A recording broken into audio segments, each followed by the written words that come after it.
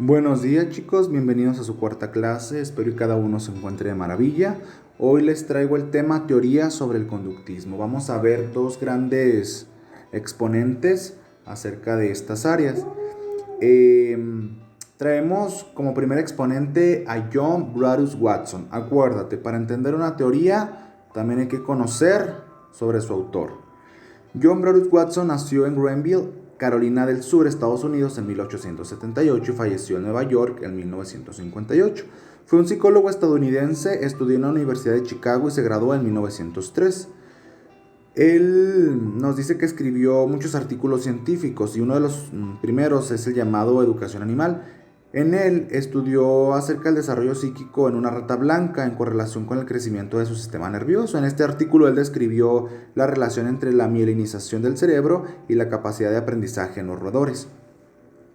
Si a lo mejor ya has leído acerca de esta teoría, pues vemos cómo este autor se deshace de todas las corrientes o de todos los postulados mentalistas. Él dice, la psicología tiene que alejarse de aquellos aspectos que no puede medir por medio de la observación. Es decir, que la conducta tiene que ser medida a base de lo que es, de lo que se observa y de lo que se percibe. Y como las emociones no se pueden percibir a nivel interno, ni tampoco la mente, ni tampoco los procesos psíquicos, pues entonces él se limita solamente al estudio de la conducta.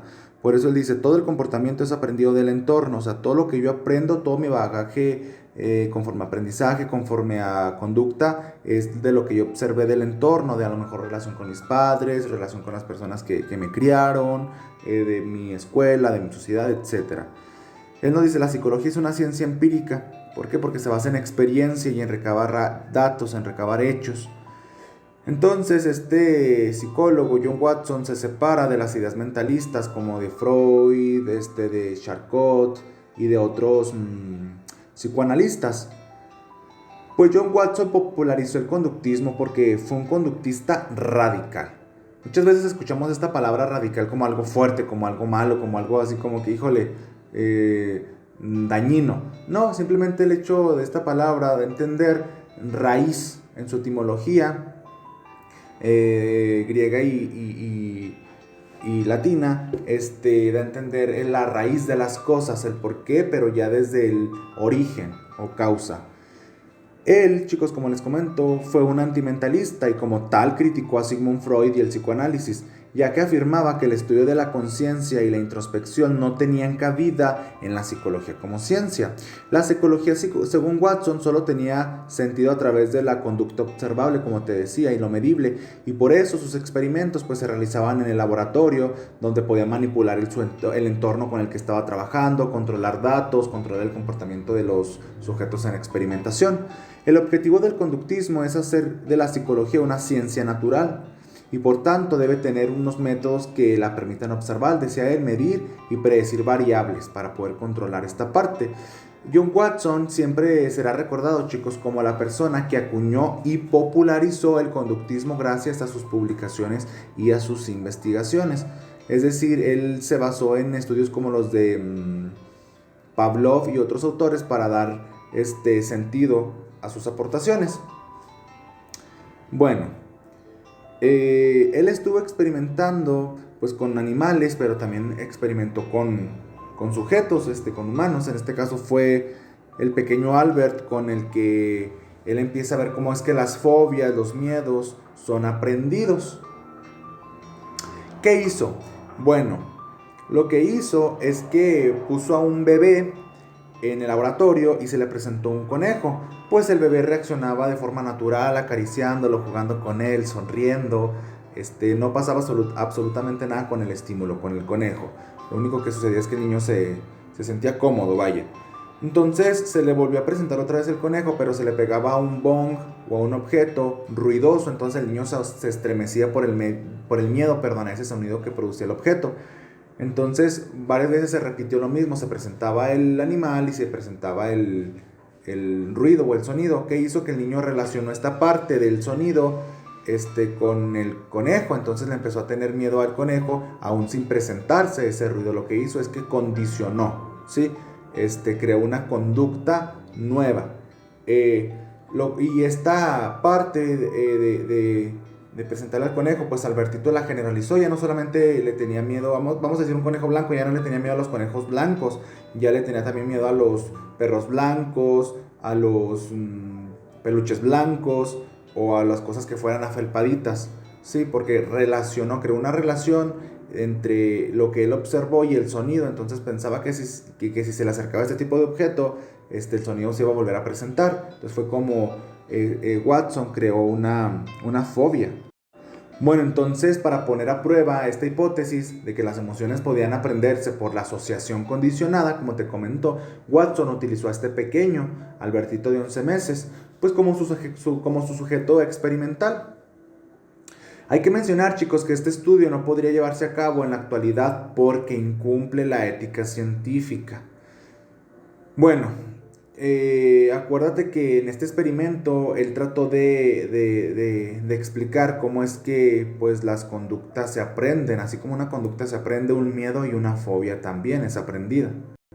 Bueno, para explicártelo más detalladamente, según el científico, acerca de esta fobia, según el científico decía que esto ocurría por el condicionamiento clásico. Acuérdate que él también toma las aportaciones de Iván Pavlov. Él nos dice que el estímulo incondicionado es un estímulo que automáticamente causa pues, una respuesta del organismo natural.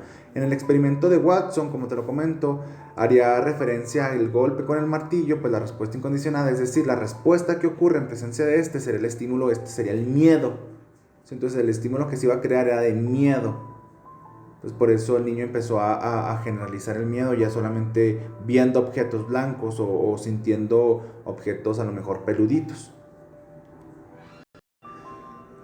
¿Qué creó además Watson con esto? Lo que hizo fue que creó un proceso, un método para deshacernos nosotros como psicólogos de fobias, como con las aproximaciones sucesivas, con esta parte en la psicología de exponer al sujeto varias veces ante el objeto, que le provoca un estímulo aberrante para que el miedo vaya bajando su intensidad. Watson nos habla del conductismo metodológico. Plantea que al científico no debe importarle si existe o no la conciencia, como te decía, la mente, el psiquismo y sus contenidos, ya que a estos conceptos debería ponerlos entre paréntesis, dado que en la última instancia sería de carácter metafísico y epifenoménico. Esto quiere decir que como esto no se puede medir, pues lo dejó como entre paréntesis, tomando en cuenta aquello que sí se puede observar y sí se puede medir, como la conducta, lo observable y sus consecuencias, así como las causas. Bueno, una vez entendido un poco de la teoría de Watson, de los miedos, de su conductismo radical, de su experimentación, pues vamos a pasar con otro autor, con otro teórico. Este es Clark Hulk. Clark Leonard Hulk fue un influyente psicólogo estadounidense que se propuso comprender el aprendizaje y la motivación a través de las leyes científicas del comportamiento.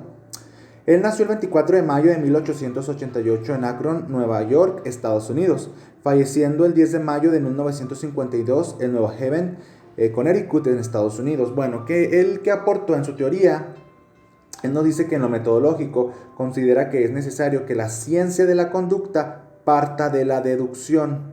Acuérdate, de lo general a lo particular o de lo particular a lo general por medio de la deducción, planteando un modelo hipotético deductivo, partiendo de un todo hacia sus partes, en el que a partir de unas premisas iniciales basadas en la observación es posible extraer, deducir y más tarde comprobar diferentes principios y subteorías. Hull es considerado un pensador neoconductista, ya que él viene a modificar esta parte del conductismo, del aprendizaje, de los nuevos estímulos, de las nuevas capacidades de relación entre el ser humano y su ambiente. Bueno, pues partiendo del positivismo lógico que imperaba en aquella época acerca de los estudios de Skinner, de Watson, etc., respecto al reforzamiento de la conducta, en este caso pues vemos teóricos como te lo comento, Thorndike. Él elaboraría una manera diferente de entender el conductismo. Como te digo, en lo metodológico, él consideraba que a partir de varios supuestos, pues podríamos nosotros llegar a observar o a deducir o a extraer otras partes. Es decir, a lo mejor quiero yo un ejemplo en conducta. A lo mejor quiero yo conocer por qué determinadas personas le tienen miedo a lo mejor al fuego. Voy a partir de la conducta, ¿sí? La conducta es ese miedo al fuego lo que produce. Entonces, en lo que respecta a la conducta, Hull mantenía una perspectiva funcional. Actuamos, dice él, debido a que necesitamos hacerlo con el fin de sobrevivir, siendo la conducta el mecanismo por el cual conseguimos hacerlo. Él no dice que el ser humano o el organismo en sí deja de ser un ente pasivo y pasa a ser un elemento activo. Acuérdate, Watson, Skinner, Thorndike nos decía que el ser humano era un agente pasivo que solamente recibía del entorno todo aquello que necesitaba aprender. Pero Hull nos dice que no, que el ser humano es un agente activo, sí, que busca esta parte de la supervivencia y de reducir sus necesidades. Por eso pone en marcha ciertos mecanismos, sí, para salir bien librado. Bueno, pues este hecho es un hito que incorpora el esquema típico de estímulo-respuesta, un conjunto de variables que intermedian entre la variable independiente y la independiente. Entonces, dentro de estas variables, chicos, nos vamos a encontrar variables como la motivación, como la percepción, como la cognición. Hull, en cierto aspecto, en cierto momento, más bien, casi robotizó al ser humano. Entonces quiso entenderlo a base de las motivaciones y de esto. Entonces no vio que el ser humano era más allá del simple hecho de conducta, sino que también tenía emociones. Entonces él ya como que empezó a darle un sentido más conductual a esta parte. ¿Por qué? ¿Por qué te digo esto? Porque a partir de las observaciones, Hull estableció una serie de postulados que ahí trata de explicar la conducta, siendo, fíjate, solamente el impulso y el hábito de los componentes centrales que permiten comprender el fenómeno. Él decía, o sea, tú te mueves o realizas cierta actividad, depende solamente de la necesidad que tengas de hacerlo o de la motivación que tengas de hacerlo, más allá de la motivación emocional. Nos habla Hull del impulso o el drive. Pues dice que una de las teorías principales que surgen del neoconductismo deductivo de Hull es esta teoría. Él nos dice que el ser humano, como todas las criaturas, tiene unas necesidades biológicas básicas que precisa satisfacer. ¿Sí? Bueno, o sea, todos tenemos necesidades biológicas como el comer, como el dormir, como el tener sexo, entre otras.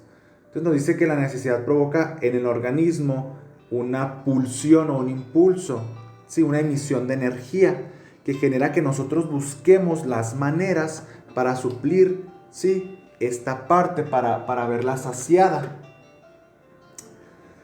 ¿Para qué? Pues para garantizar o para favorecer la posibilidad de adaptarnos al medio. En este caso, pues vamos a meternos en el caso del cavernícola. Tenía que ver qué es lo que tenía en la mano para sobrevivir, pero también de qué manera defenderse de su entorno. Él nos dice que actuamos en base al intento de reducir, como te comento, los impulsos que nuestras necesidades biológicas nos provocan. Es decir, si tú tienes sed, lo que vas a hacer es levantarte a tomar un vaso de agua, para suplir esa necesidad. Ojo, Hull nos habla de necesidades primarias y secundarias, de que las secundarias, por ejemplo, surgen de las necesidades primarias. Es decir, una necesidad primaria sería el comer, satisfacer esa necesidad de hambre, pero hay necesidades secundarias como a lo mejor no tener dinero suficiente, no tener el dinero para poder suplir esa necesidad. Entonces Hull, aquí esto es una de las contrapartes que no dejó muy clara de qué manera el ser humano tenía que buscar otros medios para satisfacer la necesidad primaria, porque decía, o sea, tienes que satisfacer tu necesidad primaria de comer para poder sobrevivir, pero si no tienes a lo mejor satisfecha la segunda necesidad, pues no vas a llegar a satisfacer la primera. Ahí se quedaron sus postulados, siendo psicólogos posteriores quienes ya lo explican de manera más detallada. Acuérdate, el drive o el impulso, la manera en que yo gestiono esta parte para saciar mis necesidades. Ahora viene el hábito y el aprendizaje. Aquí en el hábito y el aprendizaje nos dice que si nuestros actos reducen dichas necesidades, obtenemos un reforzamiento. O sea, si nuestros actos, si lo que yo hago reduce dicha necesidad, pues obtenemos un reforzamiento. Ojo, porque dice del aprendizaje. El aprendizaje es de qué manera lo hice, o qué cosas o qué actos puse en marcha para llegar a saciar esa necesidad. La repetición de experiencias reforzantes terminan por configurar hábitos. Sí, entonces un hábito va a ser la repetición constante de una acción. Esto nos va a provocar aprendizajes y nuevas maneras de realizarlos. Terminan por configurar, como te digo, hábitos que replicamos en aquellas situaciones o estímulos que elicitan la emisión de la conducta a provocar ese impulso. Es decir, vamos a buscar la manera de satisfacer esa necesidad. Como te lo comento, también vamos a llevar a generalizar, o sea, a utilizar los mismos mecanismos ante diferentes necesidades. Sí, esta es la generalización del hábito. Por ejemplo, el hecho de agua no puede a lo mejor no ser agua, puede ser comida, pero vas a utilizar los mismos métodos de levantarte, ir a tomarlo y saciar esa necesidad. Chicos, es importante tener en cuenta y remarcar que el impulso en sí únicamente nos proporciona energía. O sea, el impulso solamente nos va a provocar energía y motivación para actuar, pero no genera el hábito. Si el impulso solamente nos va a llevar a movernos, el hábito es la repetición, es la constancia. Este se deriva del condicionamiento, de qué tantas veces repito yo ese comportamiento. Es decir, si vemos algo que parece comestible, puede surgir el impulso de comer, como te lo comentaba, pero cómo hacerlo va a depender de las asociaciones que hayamos hecho entre determinadas conductas y sus consecuencias. Es decir, si lo hice de forma adecuada, pues voy a volver a repetirlo, pero si lo hice de forma ineficaz, pues voy a ver la manera de aprender o de hacerlo de una manera más ajustada, más adecuada, más equilibrada. La fuerza del hábito, chicos, de este hábito adquirido va a depender de numerosos factores, como la contigüidad, en este caso la repetición, la contingencia entre la emisión de la conducta y sus consecuencias, los reforzantes, qué tan agradable es, qué tan desagradable es. También va a depender de la intensidad con la que aparezca el impulso. Si es un impulso fuerte, una energía fuerte la que se me presenta dentro de mí para hacerlo, pues lo voy a hacer con mucho más rapidez, de manera más rápida, más continua, ¿sí? Y también va a depender del número de repeticiones y de la asociación que nosotros vayamos creando. Hull también trabajó y estudió la acumulación de experiencia, es decir, qué tanta experiencia acumulas depende de qué tantas veces efectúas cierta conducta, siendo mayor la cantidad de aprendizaje de la conducta que se realiza en momentos iniciales. Bueno, pues Hull nos habla de este hábito de aprendizaje y aparte nos formula, nos enmarca, una fórmula acerca de la motivación.